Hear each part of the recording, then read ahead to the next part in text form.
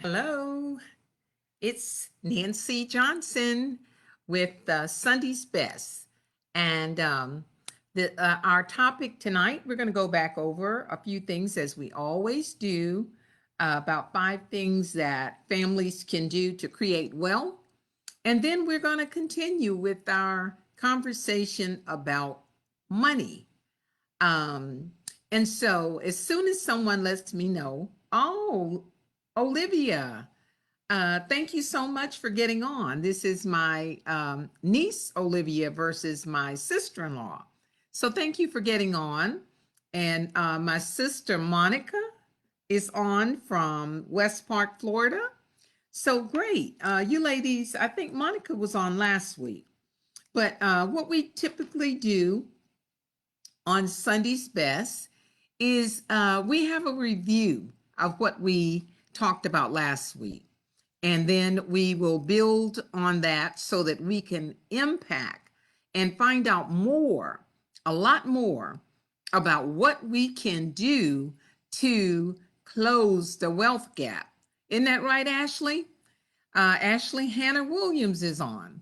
And thank you for jumping on, Ashley. So last week, and I hope that everybody had a good day today. Happy Father's Day to everyone. And it was a little bit different for us today, but nonetheless, God is good all the time, and all the time, God is good. So, Gloria Moore and Sandra Ellison, thank you both for joining us. Now, last week, I challenge you to sit down and have a roundtable discussion, a fireside chat with your family so that everybody can line up and be on the same page. When there are mixed signals or really no signals at all about what a family is trying to do or what one individual in the family is trying to do, it usually ends up in chaos. It usually ends up in confusion. It usually ends up in not accomplishing the goal, either the goal that one person had that the other person didn't share, or they both could have very well wanted the same thing, but sometimes they are reluctant to talk out loud about what we call the money conversation. The money conversation is taboo in some homes, and it makes people uncomfortable, whether it's on the home, in the job, at church, with friends, or whatever. The money conversation is sometimes the most difficult one to have. But I'll tell you, the worst time to begin to discuss it is when you're already in trouble with it. All right. So we said, think about if your family had a mission statement. A mission statement just kind of puts it out there. Here's what we're trying to accomplish. Here's our goals. Here's what we are calling our priorities. And here's our plan. Here's how we plan to get there. The mission statement is what you plan to accomplish, where you plan to go, what it means to you. And a mission statement, vision statement, all of it kind of goes together, separated, but it all goes together in order for you to accomplish your goal. And in order for your family to be on the same page, they need to know what your vision is. They need to know the mission. And then you need to have a plan on how you're going to accomplish that. So it says that most families lack that. So if that was lacking in your family, I hope that the first conversation we had caused you to think about it. And now, maybe after tonight, you will act on it. And a lot of times we don't do things because we said, I don't have the money. Well, what I asked you to do didn't cost you anything. I said, gather your family members around the table, Let them know what you're thinking, get their input, make it a ritual, not a hit and miss, maybe once a month, or for starters, until you actually really get everything down that you really want to do. You may have to go at it every week. So select a day, if it's a Thursday, if it's a Sunday afternoon, if it's a Saturday morning, when everybody can brainstorm. You'll be amazed when you even tell a 10 or 12 or 15-year-old what you're trying to accomplish. Let me give you an example. If it's a trip that you want to make, a family trip, and you're not accustomed to taking a vacation, if you imagine sitting around the table, getting everybody excited and say, we're going to try to take a cruise, or we're going to the Bahamas, and here's what the cost is. And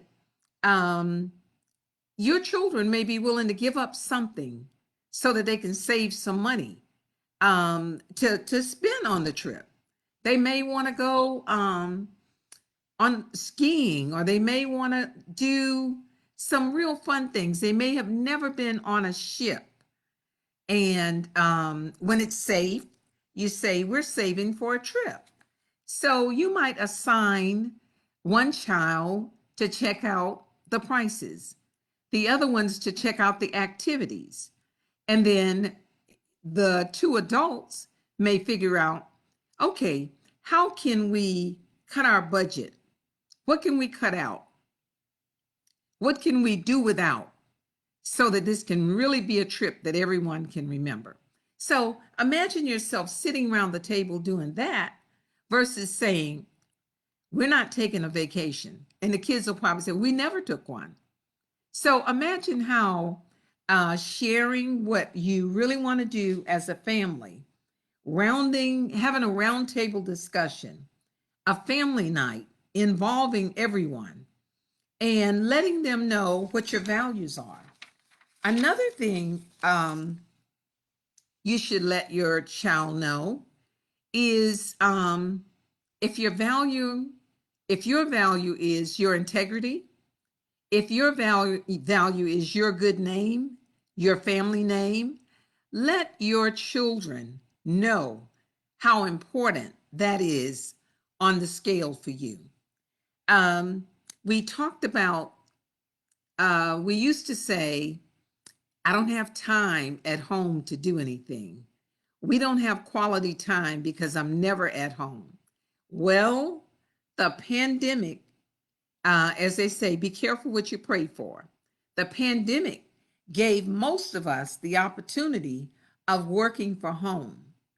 So how did that work for you? What did you do differently? How did you use your drive to and from time to benefit you and your family, or to help change your lifestyle? You should have saved some money on dry cleaning, on eating out at Starbucks, drinking coffee, making it at home, not going out to lunch with friends, not stopping for dinner, and a lot of things. You could have saved some gas for your car, wear and tear on your car for about a year and a half. Certainly you should have saved some money for gas. So when you sit around the table and you talk about some things, your children may come up with, they want to take a swimming class. And maybe 2 years ago, 3 years ago, you couldn't afford it. You couldn't see it in your budget. But if you were at home during the pandemic and you cooked, you budgeted, you saved on gas, then maybe you can afford for your child to take that swimming lesson. And imagine how your children will feel when they know what your family mission is. and how they would want to be a part of that.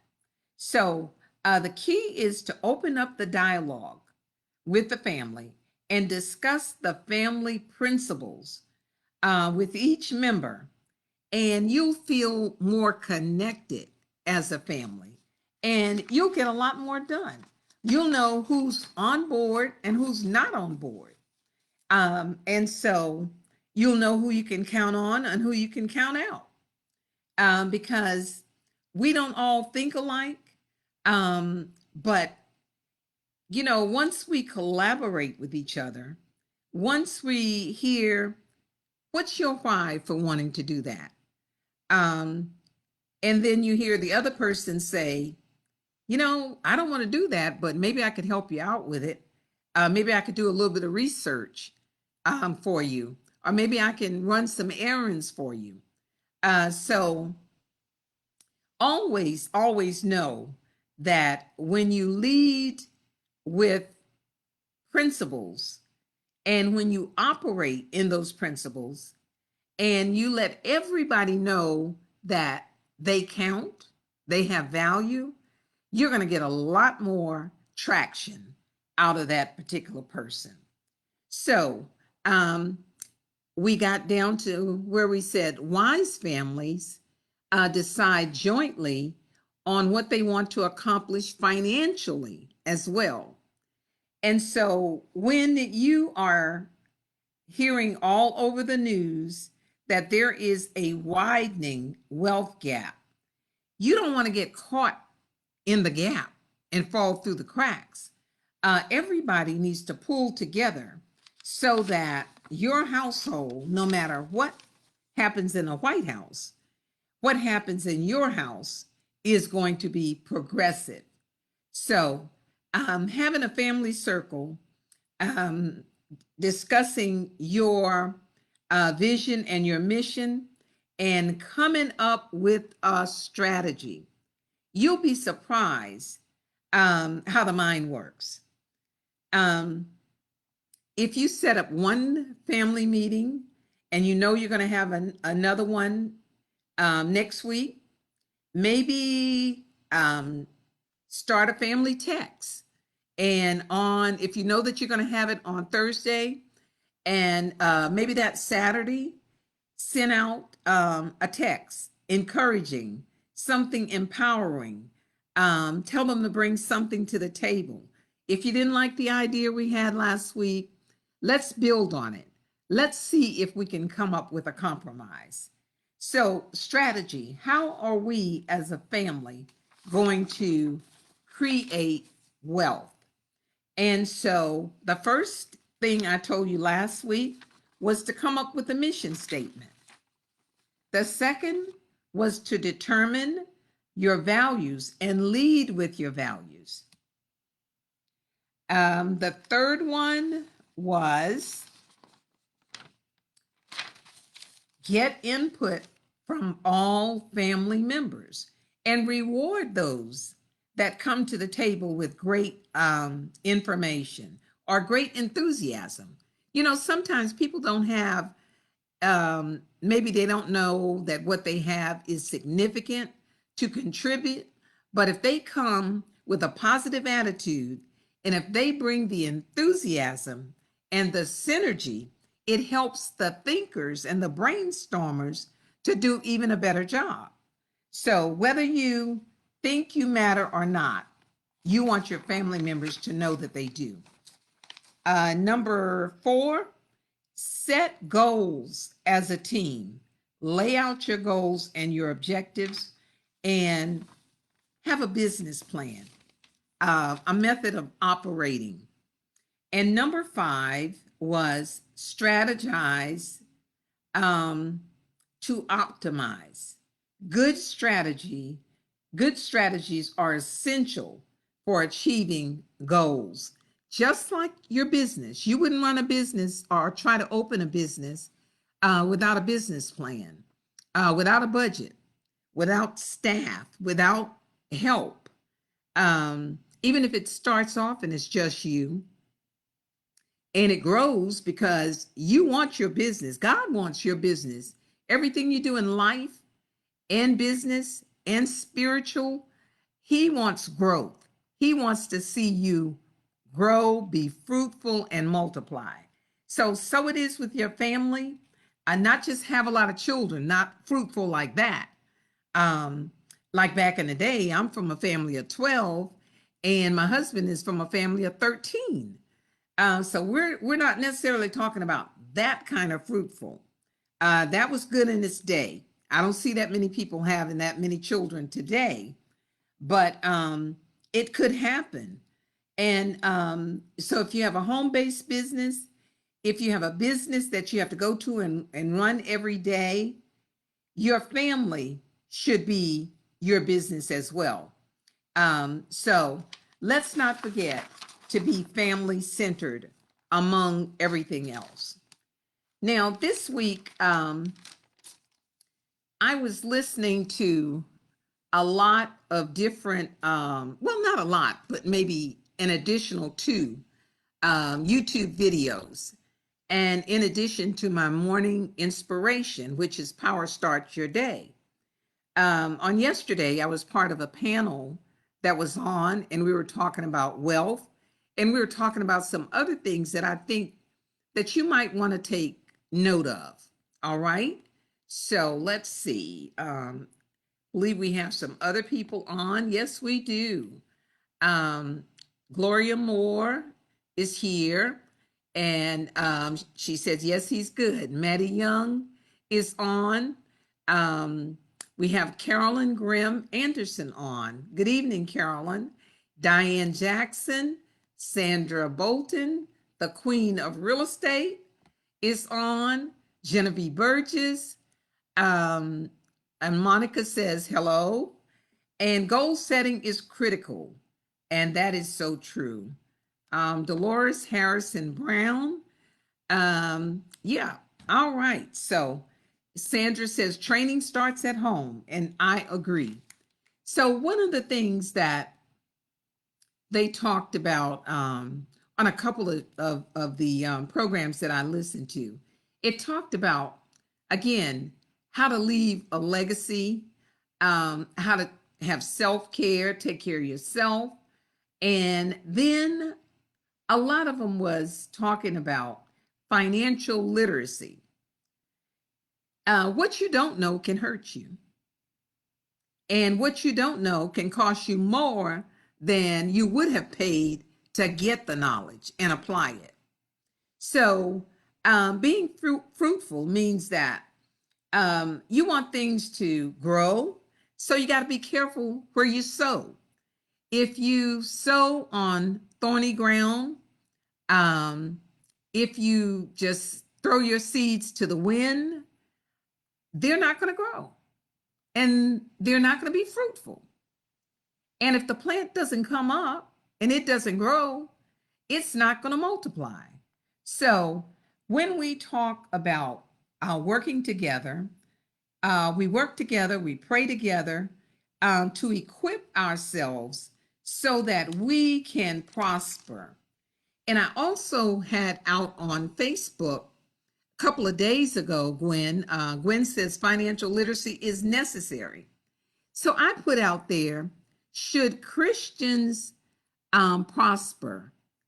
And should Christians be rich or wealthy? And some people, some people explain themselves well, and I understood. And I had to read between the line and others, but I appreciated everybody responding. And the majority said, of course we should be. Why would God say so much about it in the Bible if he didn't intend for us to be? Why would he say we should be the head and not the tail? Be the lender and not the borrower? If he intended for us not to prosper, be in good health, and some people wanted to just leave it there. He wanted us to prosper spiritually. But I believe that he wants us to prosper and do good in all areas of our lives. And it includes our finances. Because after all, why would he leave you with 90% of every dollar you make and only ask for 10%, which he doesn't need, but to see if you are a good steward. But you know what? We need to learn just as much what to do, financial literacy, with that 90%. Matter of fact, we need to do the 10% off faith. And then the 90% we need to know more about, because it's not enough, folks, to make money. You got to learn how to manage it. You got to learn how to multiply it. You have got to learn how to give your money orders, marching orders. And so I'm going to share a few more things about money. And here's what I was on a panel yesterday with a gentleman that was a former VP at a bank. And there were some things that came out that I think you need to check on.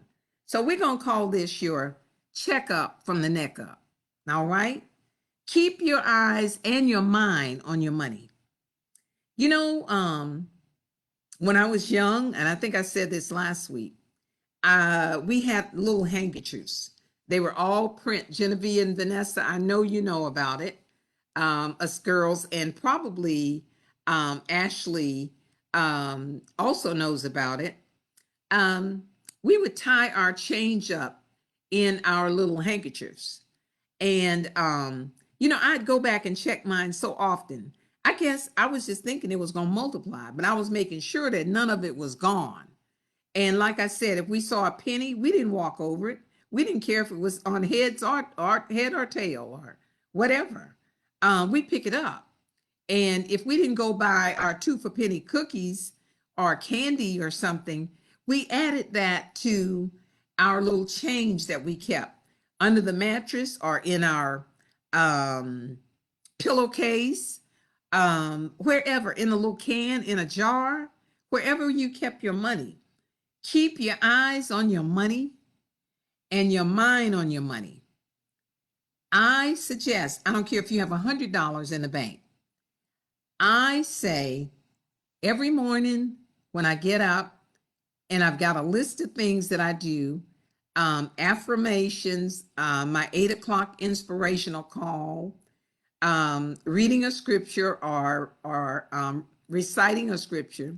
Then I go to the computer and I check my account every single day to see if there's any activity that I don't know about. And sometimes a reporting agency will report under a name that you're not familiar with. So you need to be checking on your money every day, because you know what? It's your money. And if you don't make it count or keep account, somebody will start, and I'll tell you they'll do this. I've had it done to me. They'll start off first taking $1, then $10. And in the case with my account, then they took $140 before I woke up and said, what is going on? And here's another thing. So check your account every day to see if your balance is in line with what should be, but more importantly, to see if somebody is, as they say, robbing you blind. And it doesn't matter if you have a little and they take something, that's even worse than if you have a lot and they take a little. And I got every penny back from the bank. And they found out who it was, and they refused to tell me. So I was kind of thinking it could have been an inside job. I no longer have money at that bank. All right. One of the reasons. The other reason is you should have a relationship with your banker. Here's what they said yesterday. When you go into your bank, and I'm sharing all this with you, this may not teach you how to get up out of poverty, but here's how the wealthy people operate. And you know, when you got the top, there are 3 men that represent the top third of all the wealth in the world, you better listen to some of the things that they do. They check on their money daily. And they have a relationship with the bank. So the gentleman said he went into the bank, and CDs at that time was paying like maybe 1.5%. Now they're not even paying 0.25, I don't think. And so he asked, he said, "Is this the best rate you can give me?" And they talked a little while, and the answer was, "Yeah, kind of." But then he got another 0.25% added onto that because he had a relationship with the bank. And if you should have not keep up with your account, and you should have an overdraft, and there's a $35 charge, do you know that they can waive those? And in some instances, they can waive up to 3 of them a month if they really believe that there's an error in your accounting, and it's not something that you usually do. You just don't write bad checks. And the bank makes so much money off of insufficient funds. Think about it. Everybody on this call tonight, collectively, we can have $1 million in a savings account, and we won't get $35 a month. But if 20 of us on here write a check and it bounces, they're going to get $35 from all 20 of us. So the bank, you put your money in the bank, and yeah, it says it's in there, but if 20 people have $10,000 in the bank and one person goes to borrow $2,000, we don't know whose money they're using, but I'll bet you they're loaning that money at a great advantage, a much higher interest rate than what you and I would collect. So think about it. They aren't your enemies. They do what they do, but you have to know the rules of money, just like you have to know the rules of a game. You got to know the rules of money. So keep your eyes on your money. Another thing you should do is your credit cards. Look and make sure that everything on there each month is something that you charged, be it at Lowe's or Kroger's or Bi-Lo or Steinmart or wherever. Make sure, even when you're in the store, sometimes we're getting a good deal on something, and we don't watch them ring up everything. So be intentional about your money.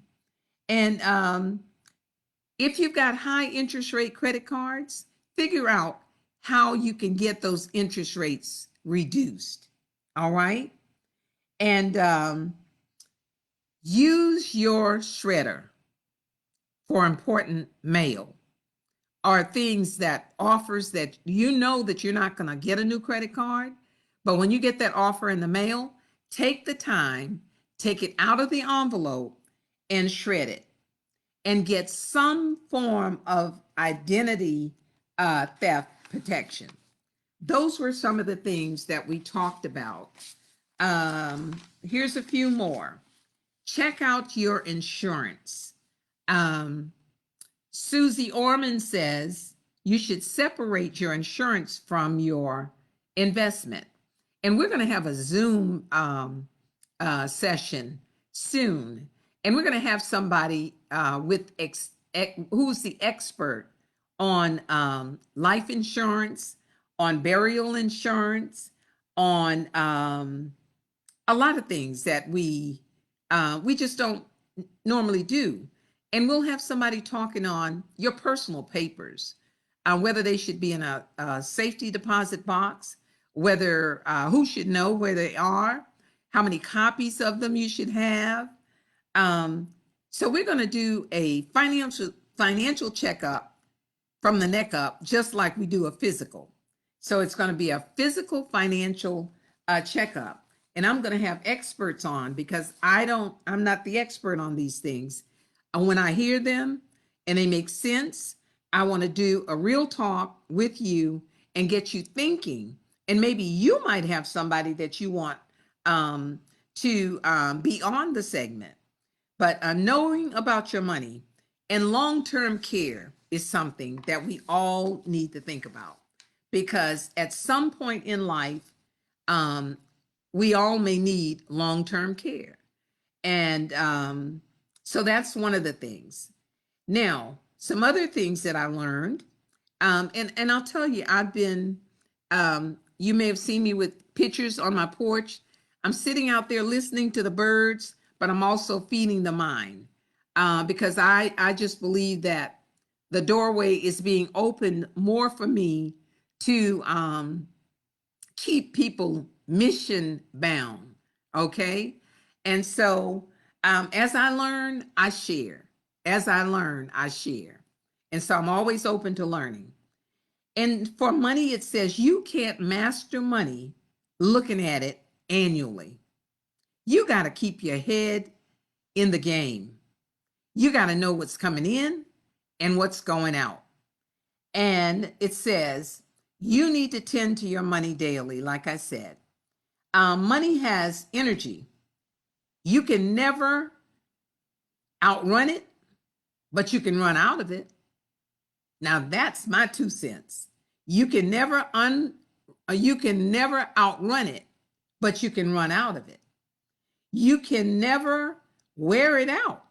You don't see anybody throwing money away because they wore it out, that it went through too many hands.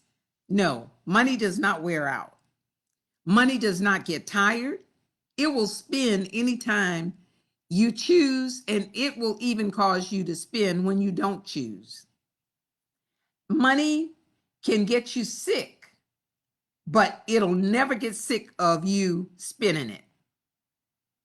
All right?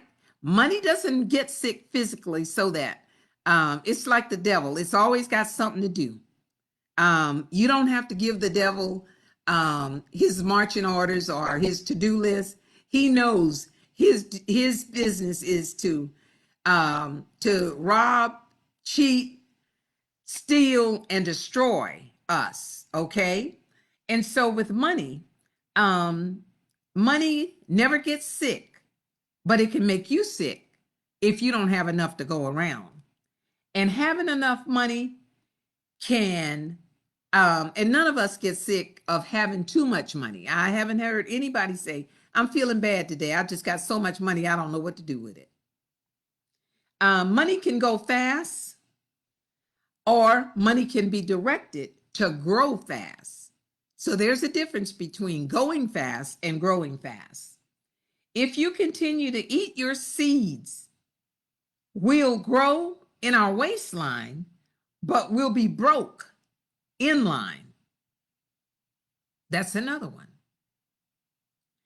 Example of that, I waited until late trying to decide what I would go pick up to eat.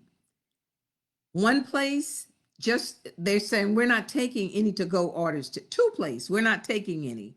The other place, they weren't answering the phone. When I drove up, the cars were around the building like it was Chick-fil-A. Okay. And so I rode around for about an hour and 15 minutes, and I soon figured out, well, had I stayed at one for an hour and a half, maybe I would have got something. So I finally found a place that said they weren't taking orders, but you could walk into the bar and place your order.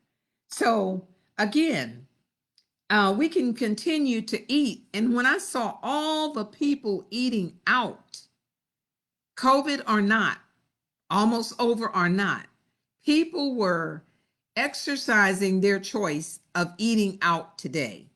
So again, we can eat up all of our profits. When it comes to money, what are you working on? Are you working on your faith that says that you can and should be prosperous?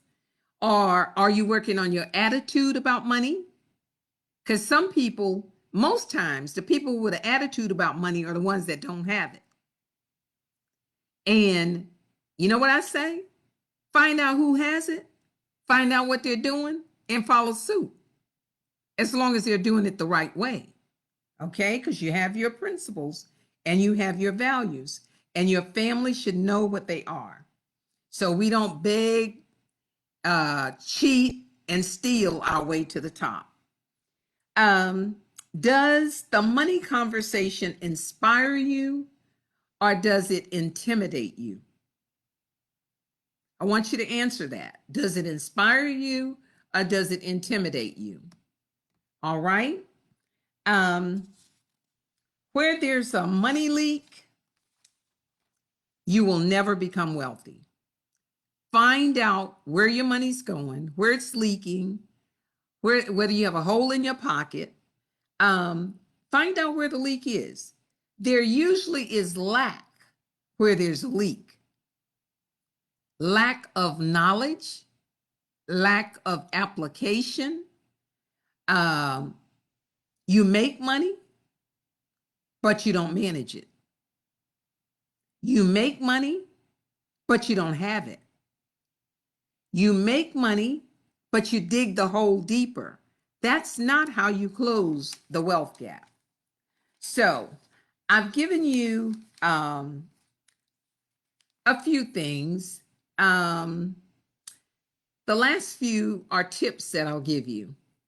And Gloria Moore says, the money conversation inspires her. And, when you find somebody that does something and they do it well, ask who, where, what, and why, and how can I do that? And you know what? If you tell me what you're doing or tell me what you have, I don't want yours. I want to figure out how I can get mine, because I feel like too many of us operate in lack and scarcity instead of abundance. So check your accounts, live within your means. People who live above their means have a different relationship with their money, and it's usually not a good one. And if you find yourself deep in debt, when you realize that you're in too deep, wade out instead of sinking. Okay? So if you're in too deep, don't be too proud to wade out and say, no more of this. I've been working 20 years and it seems like I'm going around this same mountain every payday. I never pay myself first. I never have anything left over. I never seem to get out of debt. If you're in debt that you've been in for 20 years and you're not out, believe me, either you're living above your means or you constantly adding debt that you don't realize you're adding. So again, people who live above their means have a different relationship with money. Stop purchasing with your emotions and trying to back it up with logic. We do that. Well, I got room on my credit card. Or this is on sale. If I don't get it now, it's going to cost me more. Emotional buying will hang around long after you change your mind about what you bought and how you can pay for it. Living paycheck to paycheck for 20 years on the same job is avoiding something. It's anti-budgeting or something like that. It's poor planning or not planning at all. And folks, until we fix it, it's gonna exist. Nothing changes until we change. And between last week's talk about talk to your family and about some of the things that we're talking about right now, we can make some changes that can really make a difference. Life will change for you when you discover how to use money for the good, how to use money instead of abusing money. Money is not going to say, ouch, that hurts. But you have to say, ouch, it hurts that I've been working all my life and I'm about to retire and I'm still going to retire broke? No, something's wrong with the picture. So some say nobody ever taught me about money. Then they say, we'll be saying COVID caused me not to have anything. And I heard a pastor say today, he said, if you meet a joker, ladies, and he hadn't had a job in 15 years, and he says, it's COVID, you know that that's not the truth. COVID hadn't been here 15 years. The man has a habit of not working. And he also said that if you go out on a date and you have to pay for the meal, then it wasn't a date. And I added my 2 cents in. I said, you were used. All right. So we got to think, and we got to think, and then we got to apply whatever knowledge we learn or we pick up from each other. And so let's not let money be an uncomfortable conversation, because we all need it. We all work for it. As the OJs say, for the love of money, because like I said, money ain't everything, but it sure gives you some good options. No matter what state you're in, if you have some money, you can either have somebody to try to help take care of you. You can get better care. You can get the best medicine. You can live in a different zip code. So like I said, it ain't everything, but it's close up there with oxygen. You got to have some to live. So with that being said, Rima, thank you for getting on. Tanya, thank you for getting on. And Gwen Mapp. Gwen said, this is good teaching. Thanks for sharing the knowledge. So, and Carolyn says, speak it. And Carolyn, you know, I don't hold back from people. I love to be the bearer of good news, good news. So anytime I learn something that's good for you, good to you, and that's going to help you grow, I'm willing to share. And Tanya was on my Making House Money boot camp yesterday. As a matter of fact, I had 3 people on there that I've never met. So technology is good for something. And they didn't count it robbery to spend 3 hours in the morning learning how to make their money work for them. And you know what? It cost them $149. But I'll bet you any of the ideas that they walked away with, any of the nuggets that I gave, will make them 10 times that. And I'm confident of that. And I can guarantee you that when you attend anything that I offer, whether it's free or whether there's a fee, you're going to get your money's worth. Like this session, all my Sunday's Best, they're free. But you know what? Free comes with a price. The price is you got to take the time to listen. You got to come on. And like I said, I was just teasing. I said, I reserved your seat, no masks required.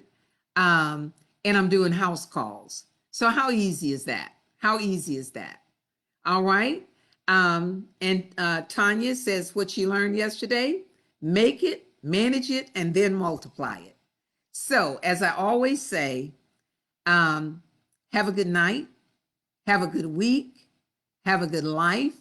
In fact, have $1 million life, and post something on your social media about what you learned, and promise me you'll tell one other person about Sunday's Best so that we can have some real talk and they can hear not only from you, but they can hear from me as well. Thank you so much. Thanks, Miss Maddie.